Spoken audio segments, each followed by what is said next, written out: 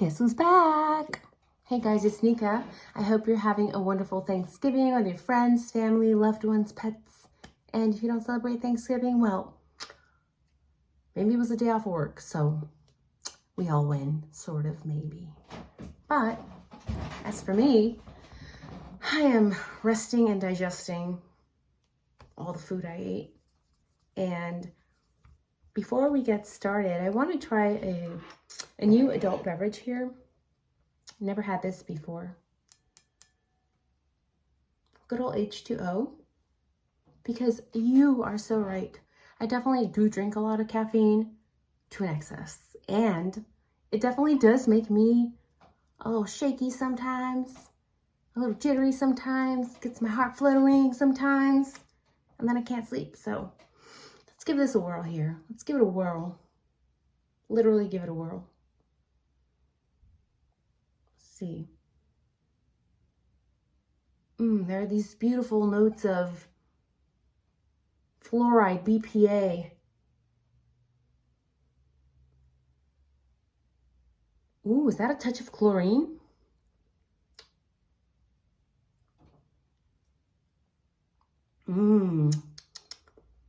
pH seems off.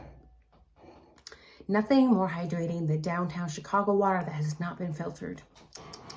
Tasty, I recommend it.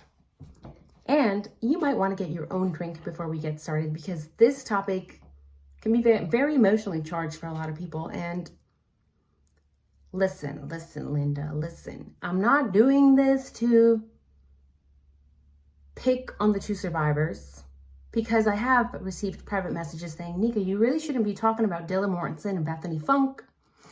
They're victims. They're just victims. They're just survivors. What's wrong with you?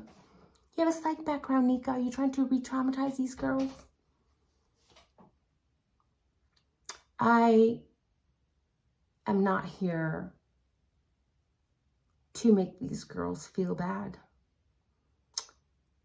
I'm not here to make these girls feel good either. I don't care about how they feel. They probably don't know I exist. I'm here to get to the bottom of this. Okay? That's my goal. I want to get to the bottom, and I'm going to get to the bottom of this. I might not, but I'm going to try. And just have a lingering question. It's just been bothering me since day one. And again, I have to cover my behind, the law of the land, CYA, cover your That way nobody comes at me, nobody harasses me, don't need a lawsuit. These are my personal opinions. Have to say that, right? Yes, because they are.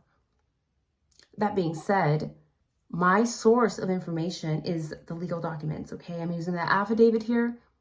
So I always urge you, whenever you're watching a YouTuber, TikToker, Instagrammer, social media, I don't care, you need to question where are they getting their information? Because there's so many information out there that's straight BS. Literally made up for views. So you always have to question the source. And then you do your own research and you come to your own conclusions. As for me, this is my own research, my own conclusions. Let me know what you think in the comments below because I want to know what you think. So far, from what I've seen, you guys are very intelligent. You have the ability to think critically.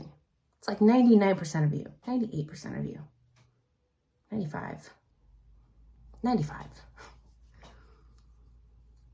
So here we are on Thanksgiving, questioning things.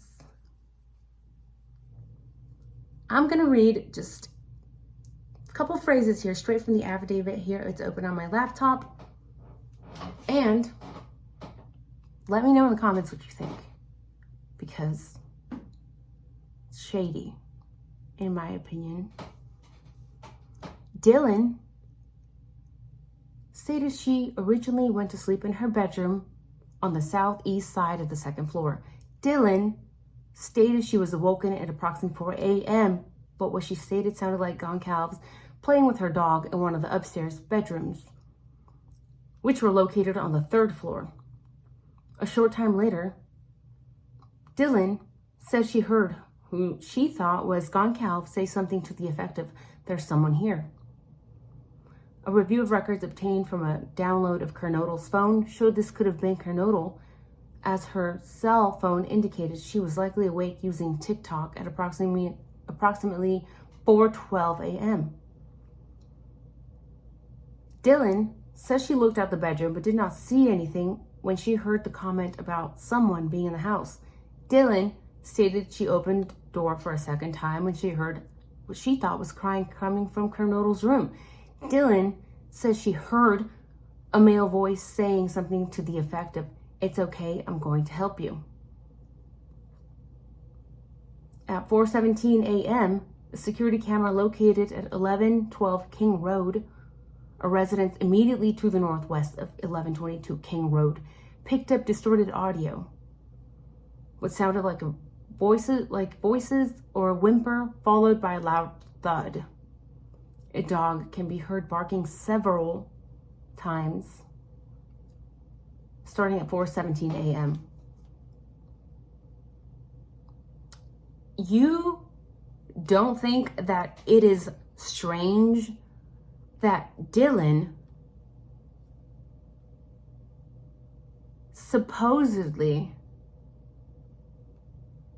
didn't hear the crime being committed? You don't think that's strange? You don't find that odd?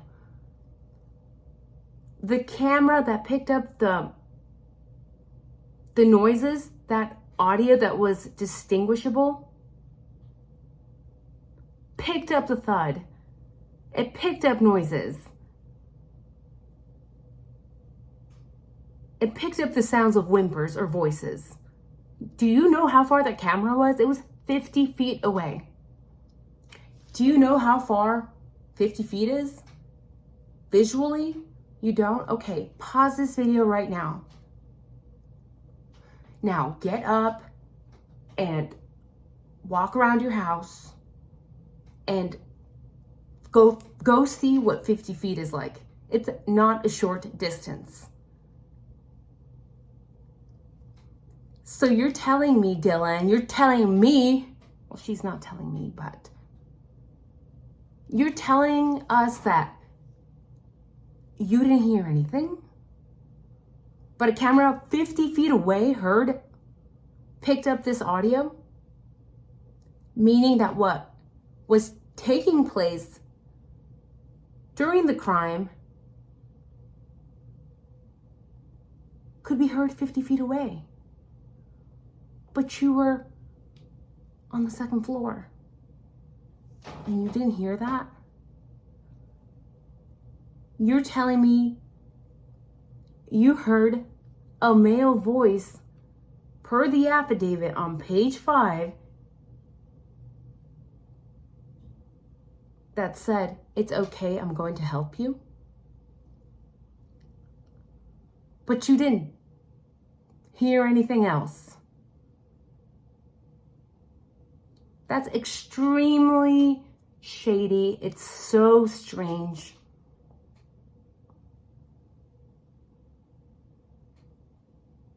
I'm trying to imagine myself when I'm reading the affidavit. I'm positioning myself on the second floor in Dylan's room, third floor. These noises are supposedly coming from the third floor, where this dog is at, where Kernodle was at. And that's all you heard? You were able to hear a male voice say, "It's okay, I'm going to help you," but you didn't hear anything else? Yeah, there's something you're not telling us. You're not telling us something.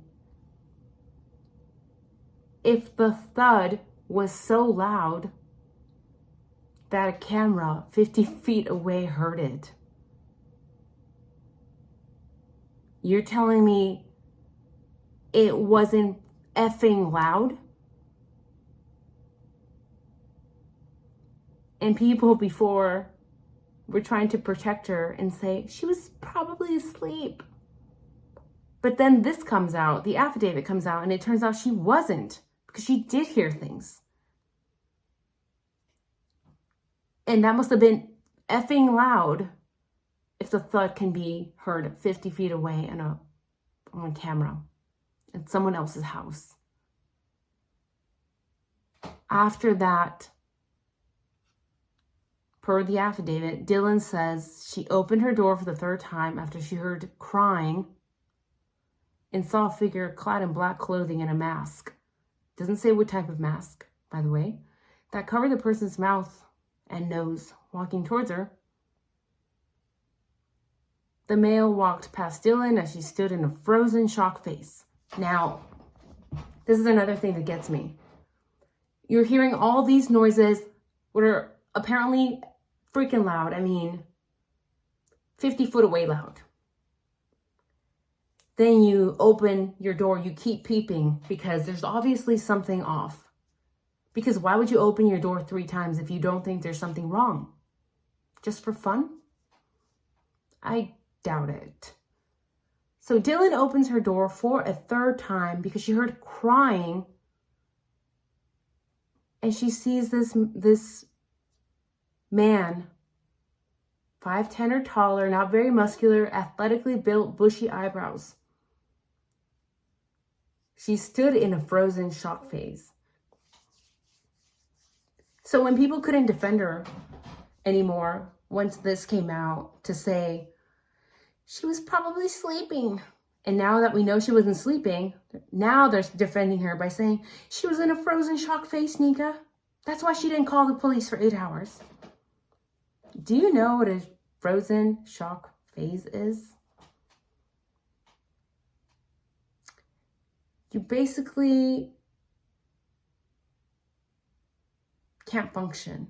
In fact, it can get so severe that you can pass out. A lot of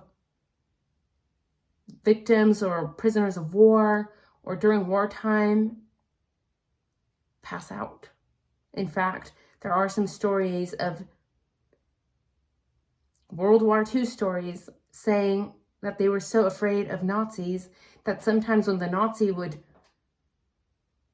come to them because they were about to get killed, they would just pass out. It was not something that was within their control. That's fight, flight, freeze. So she says she stood in the frozen shock phase. Okay, but when this frozen shock phase happens, it happens immediately. It's like kicks in again, fight, flight, freeze. It's your nervous system taking over. You don't have control. And then it says, the male walked towards the back sliding glass door. Dylan locked herself in a room after seeing the male. So then she really wasn't in a frozen shock phase, right? She might have been stunned when she saw, if you open a door and you see a guy with bushy eyebrows covered in black with a mask on, yeah, you're going to freeze in that moment, in that instant. Maybe internally panic a little bit. But she obviously didn't stay frozen because it says Dylan locked herself in her room after seeing the male. Okay, so then she wasn't frozen. That's bad wording. She was stunned. They should have used the word stunned. Who wrote this affidavit, by the way? If you have the ability, you're shocked in the moment, you're paranoid, you're seeing this scary looking person, but then she had the ability to react and to lock the door. Why would she lock the door if you don't feel afraid? I think it's safe to say that she probably felt afraid, right? You see someone clad in black, somebody who you don't recognize, after hearing this loud noise, whimpering, dogs barking, loud noise that can be heard 50 feet away. Your instincts are probably telling you there's something wrong.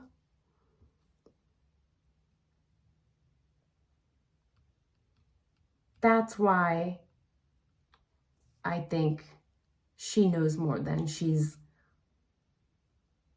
telling us. She's got to know more. And I think her speaking up, of course, would be the right thing to do. But when people are afraid of potential consequences, they may have the feeling that there's no way they can be honest now because they've lied far too long. I'm not saying Dylan and Bethany lied. What I'm saying is that if they omitted information, whether this took place out of fear of maybe knowing who was directly involved in the crime, or whether they omitted information because they were directly involved, either way, this is going to bite them in the behind if they had any information that they left out. So, for me, the main suspects that should have been looked into are Bethany, Funke, and Dylan Mortenson. They were at the crime scene. They failed to call the police. The police was called 8 hours later. Do you think that that's normal behavior? We are seeing all the signs of Dylan directly showing us that she was afraid of what was going on. I think that her actions, if she didn't lie about this, if she was actually being honest about the affidavit and her statements here, they all indicate to her being afraid. If you're afraid and the noise was so loud, why didn't you call? Why didn't you call the police? You knew. Very likely, her instincts very likely told her there was something off.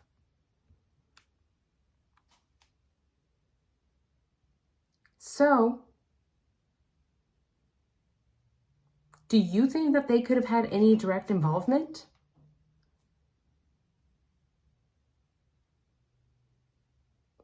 I know there are so many theories going around, so many possibilities. And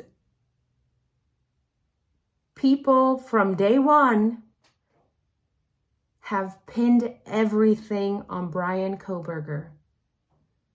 Bryan Kohberger has been in jail for almost a year now, with no actual evidence that places him at the scene of the crime. Phone pings don't place you at a crime scene. IgG DNA does not place you in a crime scene.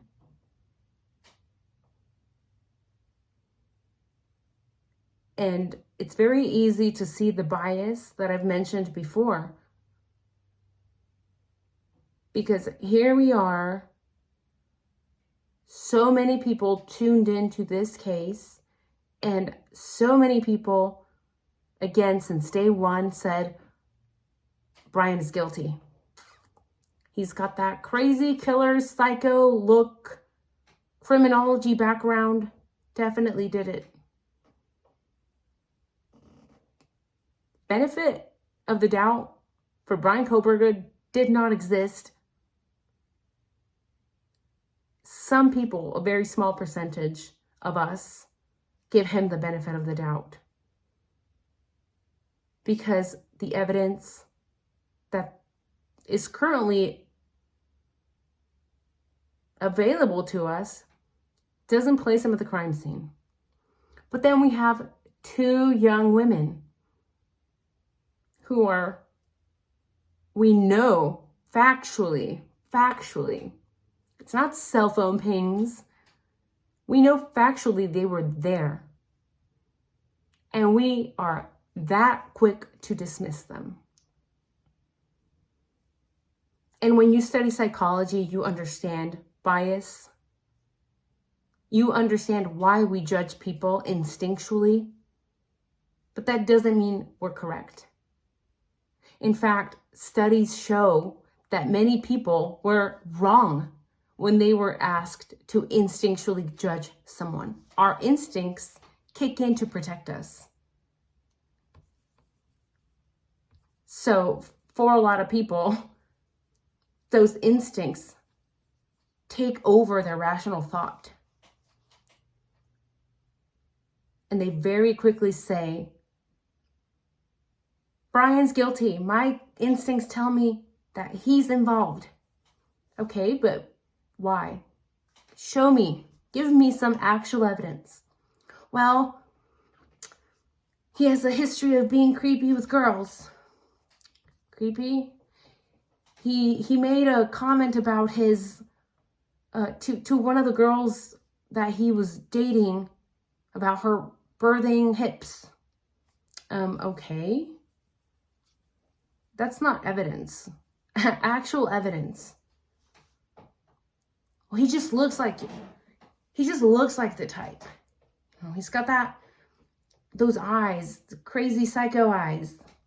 And he studied criminology. Obviously, it was him. No. Is that all the evidence that you have? Is that all the actual evidence? Cell phone pings. We've already covered that. That doesn't place them at the crime scene either.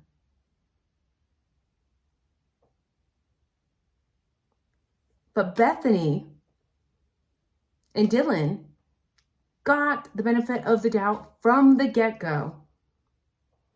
And personally, I think it's because a lot of people's instincts tell them they're 2 young, blonde girls. There's no way. They're not involved. They're saints. They're angels. Okay, these girls are just regular college students. They're normal girls. They're nice girls. And I don't know them. Maybe they are. But they're still suspects, in my opinion.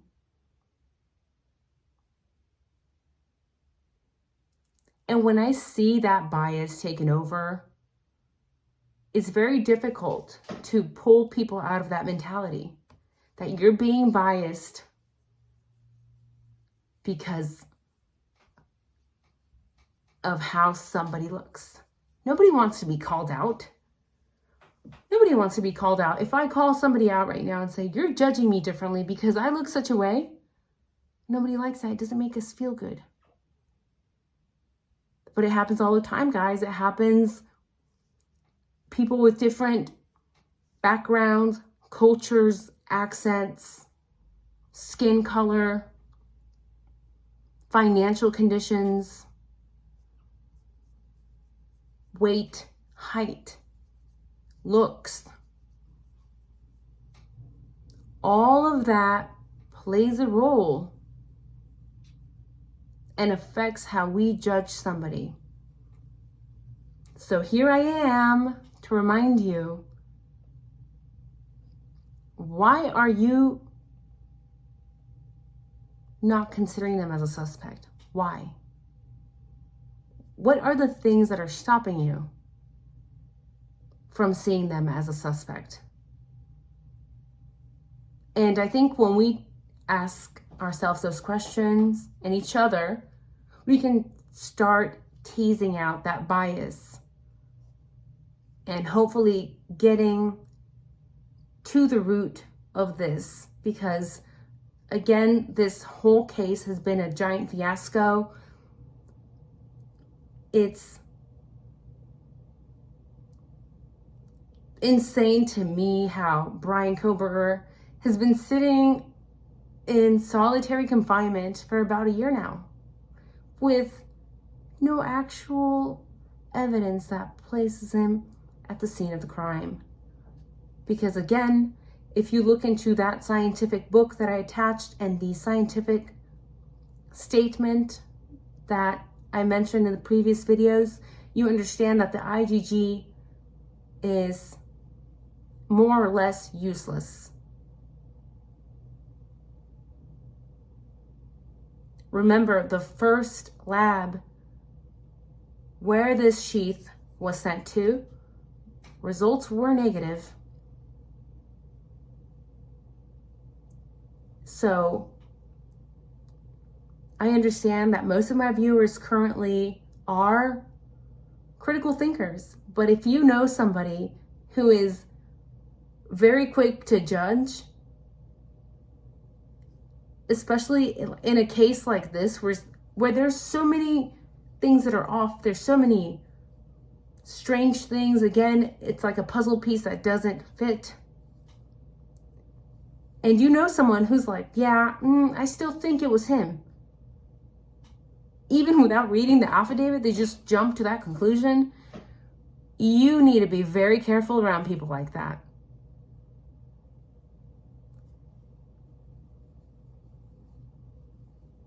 People like that tend to be very close-minded. And they often lean very far in all of their ideologies. And that's because they're unable to emotionally distance themselves from actual factual evidence.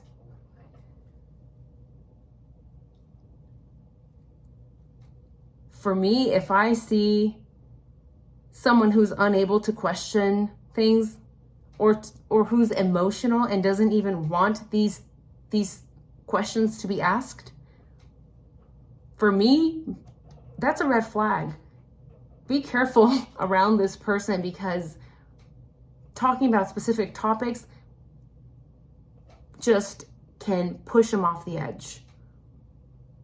They're too emotional. They're too emotionally volatile, emotionally unstable. And for people like that, especially around the holidays, it might be best not to touch those topics. Again, this is why we always say, don't touch these difficult, touchy subjects in public or with people you don't really know, because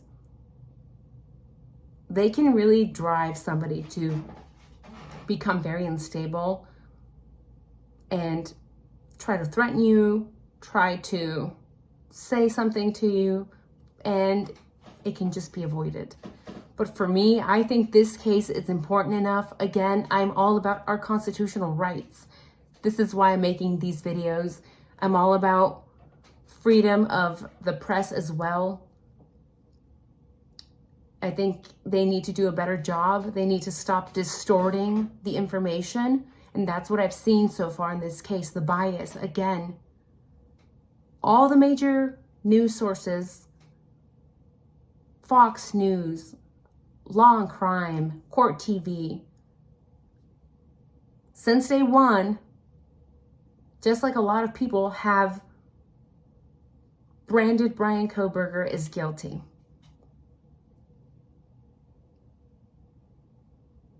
Before the affidavit even came out, he was already guilty for so many people. So use your analytical thinking skills, question everything, question me.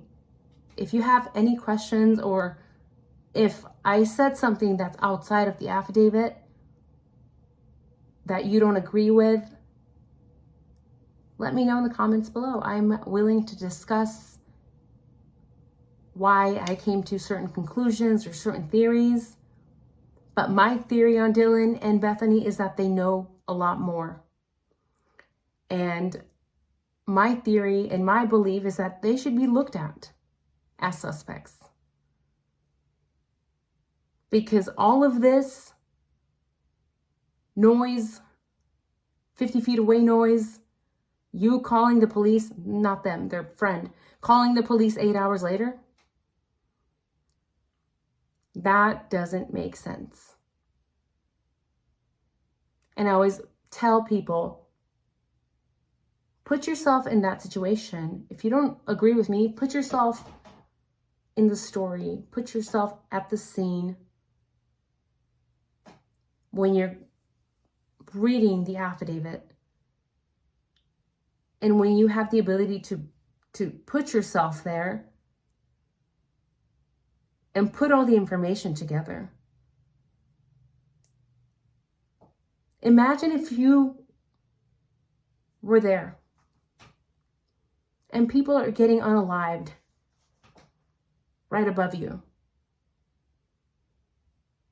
And you can hear a man's voice. And then you hear a loud thud. It's so loud, in fact, that it can be heard 50 feet away, picked up by a camera 50 feet away in somebody else's house. That's how loud it was. That's house rumbling loud. And you open the door because of all these noises and voices that you're hearing. And you see a man in black, head to toe, wearing a face mask. And you're stunned, not frozen, you're stunned for the second that you see him. Who wouldn't be? But then you thaw out and you close the door because you're afraid. And then you go back to bed and sleep?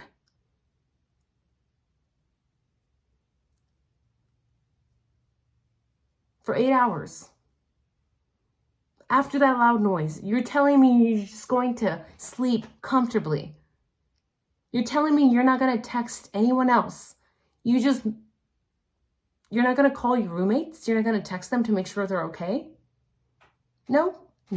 Okay. Let's go straight to bed. And then you don't get the police involved until noon. 8 hours later. They need to be looked at as suspects. Definitely. So, I will go back to my adult beverage here.